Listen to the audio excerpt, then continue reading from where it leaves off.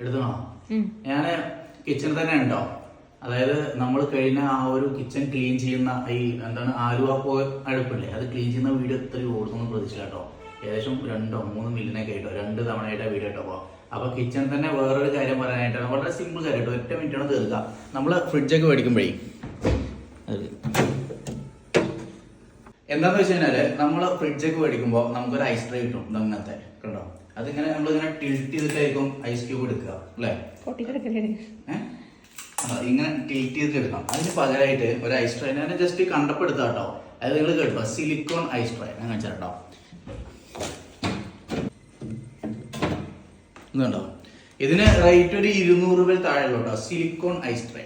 ഇതിന്റെ ഒരു പ്രത്യേകത എന്താ വെച്ച് കഴിഞ്ഞാൽ, ഒന്നാമത് ഇതിന് ലിഡ് വരും.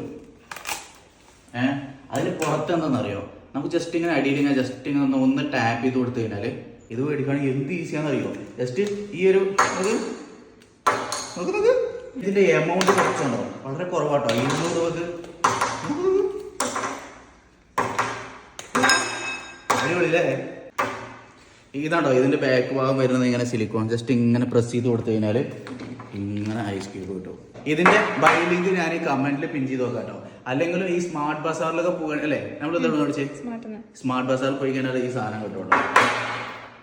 സാധനം കൊള്ളാം അല്ലേ.